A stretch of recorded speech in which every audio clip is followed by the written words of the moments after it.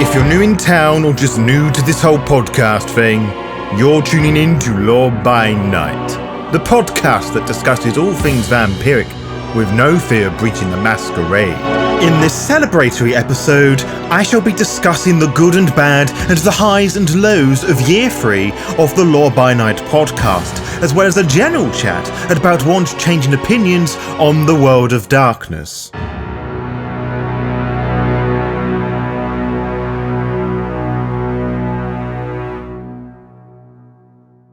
$2,891,016. Let me say that number again. 2,891,016. That is the number of currently active podcasts as of the 20th of July, 2022.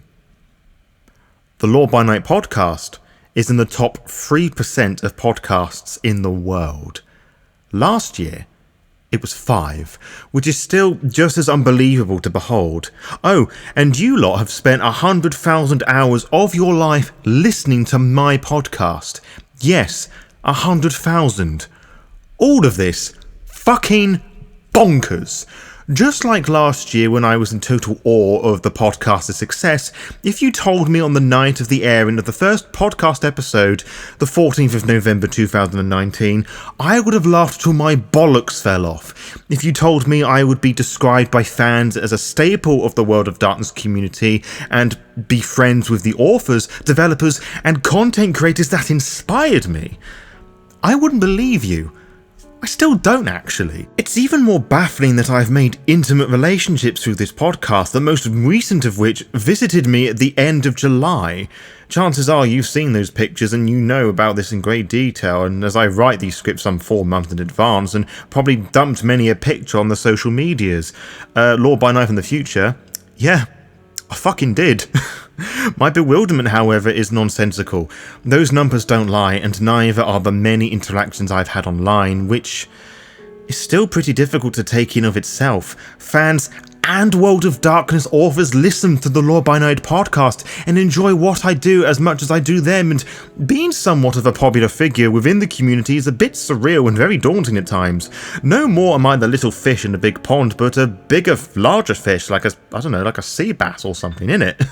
Often I am told by various listeners how my podcast got them excited for Wraith the Oblivion or got them curious about Deviant the Renegades, and of course, many people have commented on loving my take on Vampire the Masquerade lore and how they show it to their friends and getting them so involved with the World of Darkness lore as they have, and yet, despite all of this, I really don't think about Vampire the Masquerade all that much anymore.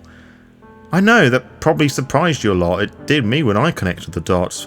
Partly because I spent the most part of this year talking about Wraith the Oblivion and Chronicles of Darkness, but a huge part of it is that it really just doesn't excite me the same way as it once did. Why? Well, that's what this episode is going to be about. As this is my podcast, my platform, I will talk about certain changes and shifts in the community and the TTRPG franchise I hold very dear to my chest. As such, all thoughts and opinions are my own, so if you disagree with something I've said, that is totally fine, and blah blah blah, you know the fucking gist by now, surely. But who am I exactly to be ranting and raving about the community? Who is this young white man? Who the fuck does he think he is? Well, if the aforementioned stat doesn't move you, or perhaps this is your first time here, good afternoon, good morning, or good evening, or whatever time zone it is wherever you are in the world, it is your Lord and Saviour, the Law by Night podcast guy who, for practically every Thursday for the last 3 years, I have uploaded my ramblings regarding World of Darkness lore, primarily focusing on Vampire the Masquerade and Wraith the Oblivion as of this recording. I have done character creation guides of various versions of Vampire, including Kindred of the East and Ebony Kingdom, and Wraith the Oblivion. I have reviewed many books for the both lines spanning all their game lines. I own over 100 physical copies of various source books for all the World of Darkness splats, and various Chronicles of Darkness ones as well. I have ran World of Darkness games of various authors of the World of Darkness games across many online platforms, including but not limited to the World of Darkness and Onyx Path's Twitch channels. Seems a bit surreal writing all that, but it is actually the truth.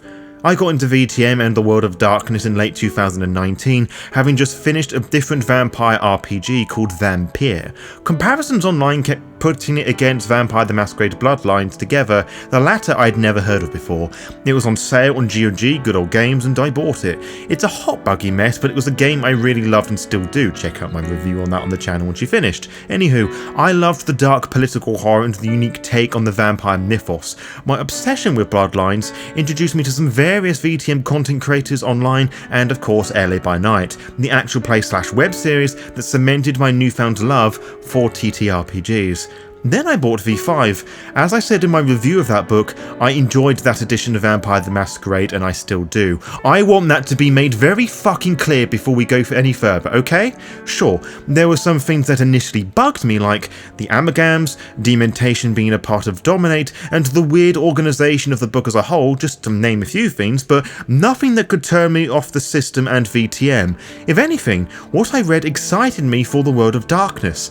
The presentation of the clans in the book was uniquely horrible and filled with so much intrigue as you don't need me to waffle on about here. I actually did that in the previous anniversary episode, and every lore episode I've ever done, and yet I initially couldn't find folks to play V5 with. I would purchase V20 to play with some fellow Europeans on a Facebook page, and once more, I made an exciting mess over the artwork, presentation, and of course, new to me lore, new to me clans, and a whole array of bloodlines that still fascinate me to this day. Shortly afterwards, I would stop doing the Lore by Night podcast, buying older and new editions to soak up as much lore as I can, truly melding with the earth. That was my latest special interest. I'm autistic, hello. But it is also here that I began to notice some things. I would spend a lot of my time and money buying physical copies of the books. Many of my TTRPG library is filled with pre-V5 tomes, or legacy edition stuff as that has been so oddly dubbed now, implying that it's no longer relevant or canonical, which is going to be a recurring theme for this episode. I would buy V20 material developed by Onyx Path Publishing, which is the most up-to-date stuff prior V5, in addition to other V5 books as they came out and they took my interest. Through many of these books, it became apparent earlier on that this was a game line driven by its narrative and evolving lore. I didn't always like it, but a lot of it made sense, and it had always been fun interpreting this and adapting and changing bits of my games, and of course, the podcast. It is one thing that I have always appreciated about Onyx Path's input in the World of Darkness. They clearly get the importance of this through the writing and presentation of the artwork as they carried on writing books for V5. Of course, they were not the only ones writing V5 material. White Wolf produced the Camarilla and Anarch books, which didn't really do much for anyone besides the players for the lore sheets at the back of each. As you probably know, somewhere in the middle of all of this, White Wolf was dissolved and Modifius took over, whose only contribution was Fall of London, which... yeah... Anyway, to summarise our current points with these 2.5 developers, it felt like we were being given two different versions of V5. Onyx Path carried on the stories and narratives of V20 and before, presenting them in the new V5 frame with glorious artwork, whilst the White Wolf / Modifius books were loosey-goosey with the lore, feeling nothing more like glorified gothic coffee table books that use stock photos and a decade's worth of unused MMO assets, which pushed away some of the older fans who already felt alienated by the mechanics stolen from Requiem that said fans already hated. March forward to November 2020, World of Darkness is now very much a subsidiary of Paradox Interactive, making it as much as a brand as well as an in-game universe. All future supplements would happen in-house, and they would be partnered up with Renegade Game Studios who would publish future books. To celebrate this new partnership and prove just how awesome this new change direction would be, World of Darkness HQ released their V5 companion guide, whose main attraction were 3 new clans who are not really new at all, but 3 clans the fans wouldn't stop nagging World of Darkness HQ to put in V5.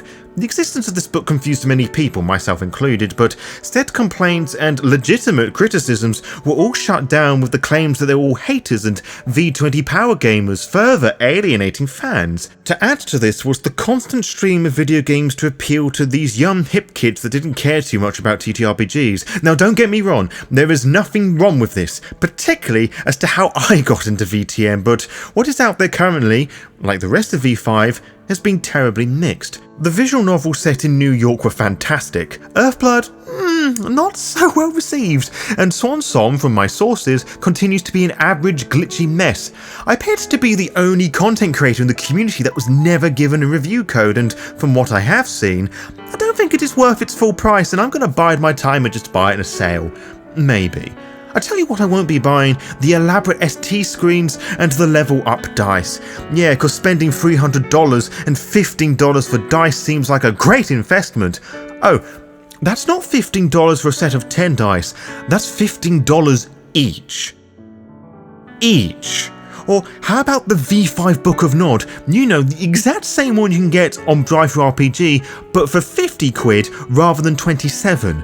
If you want the exact same printing book with magazine paper and a cute red ribbon, it's a must-have. Or maybe you want the V5 Sabbat book that provides scares and contradictory motives and lore, no player rules and redundant systems for only the newest STs for 45 quid. Alternatively, you can purchase Cult of the Blood Gods produced by Onyx Path, which offers detailed lore and history, a variety of playable cults, a whole new clan, discipline powers and rituals, and a story to play for 55 quid on Drive-Thru-RPG, assuming you wish to choose the premium print over standard, which is then 33 quid.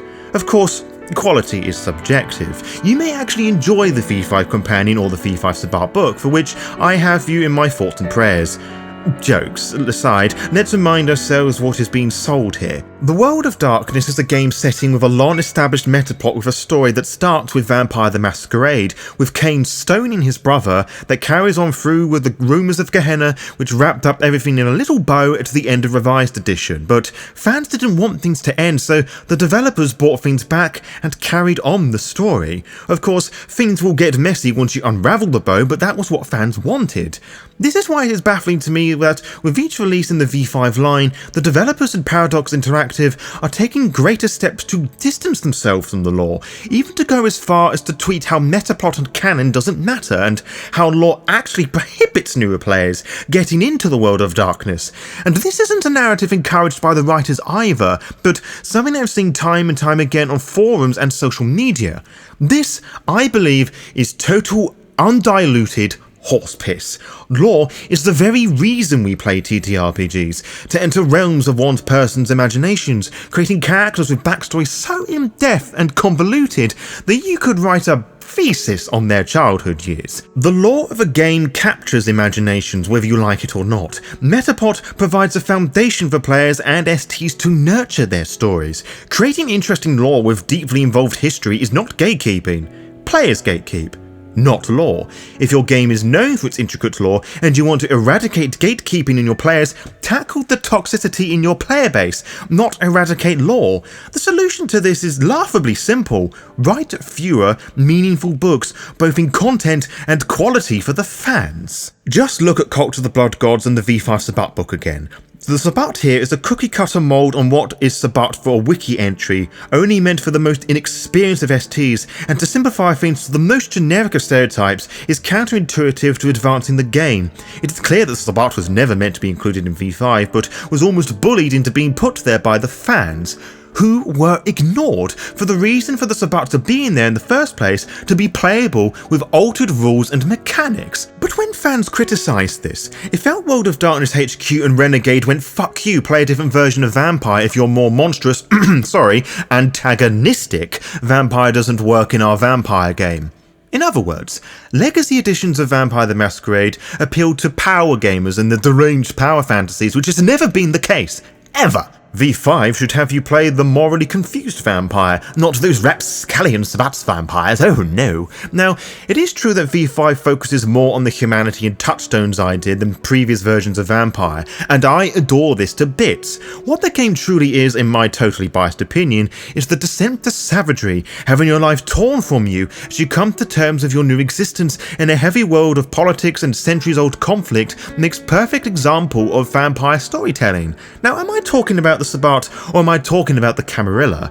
They are two sides of the same bloody coin and ultimately make up the Vampire the Masquerade experience, but let's shelve that idea for a moment. If, hypothetically speaking, V5 doesn't have you portray mindless killing hobos, then what the actual fuck is Bloodhunt's message? And by Bloodhunt I mean the baffling, tone-deaf battle royale game where you leap from rooftop to rooftop, 360 no-scoping vampires and diablerizing your enemies. Now a premise like that could work in a larger, more narrative video game, I don't know, like a Cam neonate in Prague working out something is afoot, carefully upholding the Masquerade, and then the whole Theo Bell blowing up Hardestat event happens and all hell breaks loose for a level or two. It allows the players to go wild for a change and face the consequences of their actions later, both from the opposing sex and the SI, but I guess anyone dedicated enough to do that can do that with the Vampire Jam indie game Finny that I only remembered about as I was writing this very sentence. Bloodhunt, as it was released, is a narrativeless battle royale, and it is the very antithesis of Vampire the Masquerade. It lacks meaningful emotional content, much to the contrary to the TTRPG it is inspired from, existing only to chase off a bloated and saturated video game trend. But because it is an officially licensed Vampire the Masquerade game, none of that matters. It's okay to commit mass murder and diabolize vampires in the middle of the streets, but don't you dare suggest doing any of those nasty things in the TTRPG, at least not in V5. Go and play one of those greener, smellier Legacy editions or homebrew it with free Sabbat themed homebrews. Oh, about that, I want to talk about one of them very briefly. You probably know which one it is. During the run-up to the release of The Black Hand playing the Sabbat, I was approached by one of the authors if I was willing to have a review copy. I admit I was and still am very confused by the existence of this particular homebrew. A large Twitter thread by the same author saying how canon doesn't matter, the Sabbat has finally been done right, a direction they personally have aimed for years as part of a fairly controversial sourcebook, only to work and create homebrew of their own barely 3 months after the release of said sourcebook that really undercuts that book by saying you can play the Sabbat in V5. Regardless, I agreed. I had written my review of V5 and hoped that the homebrew would make me appreciate it a little bit. It didn't. It actually made me hate it more. You can check my review of that for greater detail, but when my review of the V5 Sabbat book went live, said author sent me a message on Twitter suggesting I didn't review his homebrew because of how much I didn't like the V5 Sabbat book. I had already written the review and recorded it, and when that went live, I received more messages giving me the same excuses for their transphobic content that they gave in their tweets about the strange alteration of Gortrix's gender which, without said explanations, does not appear transphobic, so having a sensitivity reader look over that doesn't make the reasoning behind it any less transphobic. Yet, fuck all people notice this, because most people who reviewed it didn't bother to look at the strange tweets. I won't lie, I felt very sick for a couple of weeks, feeling I couldn't review any games or books without getting salty messages from World of Darkness and video game staff, but I have honestly dealt with most of that. It is ultimately very clear that there is little respect for the fans and the material they produced, and it shows even less respect on behalf of World of Darkness HQ to allow one of their contributing authors to make claims like they did on Twitter, write such homebrew material, and make merchandise for said homebrew. Yes, t-shirts and discipline cards. For unofficial homebrew. There was even talk about having it being print on demand, which is just insulting to everyone who makes material for the Storyteller's Vault, which I'm hurt on their behalf. I still am, which is almost a silly thing to say. I have not been a part of this community for very long, and the direction things have headed in such time does not excite me. It fills me with dread. The latest books of the 5th edition lack any real soul, mainly from the writing but from the presentation point as well. The artwork is mainly Mark Kelly's work, which unfortunately feels more like a gimmick at this point, which I hate. Pages upon pages of intense white, unimpressive artwork and randomly placed blood splatters covering up white space is predictable and just sad to see. It is really the only thing I can praise Hunter the Reckoning for. It has some identity beyond the intense construction orange and that fucking awful original cover image that just had to be in the back cover of the book. Seriously, who thought that having Iggy Pop and his bird-watching pals invoked fear into the supernatural? Even if they are just investigators, this looks shit! Yes, Hunter the Reckoning came to the 5th edition, I was just as shocked as the vast majority of other people. There was a Twitter poll on the World of Darkness page that asked fans what they wanted next. Mage, Wraith, Hunter or Changeling. Mage won by a long shot and Hunter was last. Yet, despite this, on the same day, they announced Hunter the Reckoning for 5th edition. Literally the splat barely anybody liked, but it is coincidentally the one that is the easiest to adapt into video games. And yes, I have read the book and I'm honestly not keen. It is not bad, but it just doesn't excite me. As per recent tradition, it doesn't do much for the World of Darkness metaplot and lore, but hey ho, we know the SI are definitely the bad hunters now, right? So you definitely can't play them in your 5th edition games. The V5 companion offers playable mortal rules for free. Granted, they are identical to standard 5th edition rules, but they are there for free. The character creation mechanics provided by Hunter the Reckoning, which are exactly the same as the other ones, but for free. The World of Darkness has a deeply interconnected world where the supernaturals have some reason to exist and coexist with everything. Hunter the Reckoning 5th edition seems to exist on its own terms, not properly acknowledging the supernaturals in the World of Darkness. The existence of Hunter the Reckoning 5th edition really doesn't make a lot of sense, to me at least, particularly when these mortals do not stand out from any other hunter group with this current lack of narrative. Various sourcebooks have done this properly many times over, integrating the two worlds, the mundane and supernatural, together. If I want to play hunters in the World of Darkness that are fighting against the politics of vampires, the eco-terrorism of werewolves, or whatever the wraiths are getting up to, I will spend this metaphorical $45 on 3 smaller source books that will tell me how that affects the mortals and how they will fight back. If I want a game where the mortal hunter's taking out monsters that exist just because, I will purchase Hunter the Vigil, which, well, it's exactly what I did, alongside a load of other Chronicles of Darkness books. Last year I was super excited about what World of Darkness is working on, hoping things would be fun and inclusive for all the fans. This was before the V5 Sabated SI books and a whole host of personal matters shitting in my mouth and pissing in my eye. This was before my experiences with my first homebrew review and the guilt I had for just being honest and spending well over a week reading homebrew and doing a 30-minute review on something I allegedly didn't read properly. Just to be clear, one more time, I enjoy running and playing V5. I enjoy the setting, for the most part. I just don't like the most recent additions to this game, and I'm not looking forward to what feels to me like a cash grab approach where aesthetic and fashion and all things pretty and macabre overrules inclusivity, accessibilities and practicality. As it stands, the 5th edition of World of Darkness does not feel like a continuation of the 30-year-long established metaplot, but a soft reboot and denial, especially with the most recent Werewolf the Apocalypse announcements. Its most recent books are light on horror and choking on mechanics, trying to compete with D&D, both in presentation of its books and web series. It reeks of safe corporate bullshit, cashing in on an IP that's already established. I know I've probably been blacklisted from God knows what by doing this, but I just care very deeply about this franchise and its setting. I just want and wish World of Darkness gets their shit together and remembers what makes their product truly special and not focus on in-game purchases and half-assed books that help no one. As for the future of the podcast, I do not want to sound like some sort of martyr, but I will continue to make my lore episodes for as long as the community wants me and wants me to do them, or if my will allows it. Early to mid 2023 will see the end of the Wraith Oblivion element, and if Werewolf the Apocalypse 5th edition is out by then, we'll be looking at Werewolf the Apocalypse lore. And following an interesting poll on Twitter I did recently, well, a few months ago actually, seems a lot of people are interested in Demon the Fallen, so we're going to have a little look at that as well. I really enjoyed ST more, and I want to do more exciting things and get more engrossed with the Chronicles of Darkness and other World of Darkness games. I really enjoy what I do, and it makes me really happy that the community does too. I am truly grateful for my friends, Sharp, Faye the Pagan, Ellie Collins, Diana D'Amico, whose name I probably butchered, I'm really sorry, Sarah the Hype Goblin, Elise, and of course my beautiful partner, Rika. Ishli Batish, my name is Sta. I also want to give a special thanks to my mum, Mama Law by Night herself, who not only supports practically everything I do podcast related, but she actually appeared in an episode. The How to Clan and Bloodlines episode is definitely the most fun I had recording a podcast episode ever, so you should definitely go and listen to that.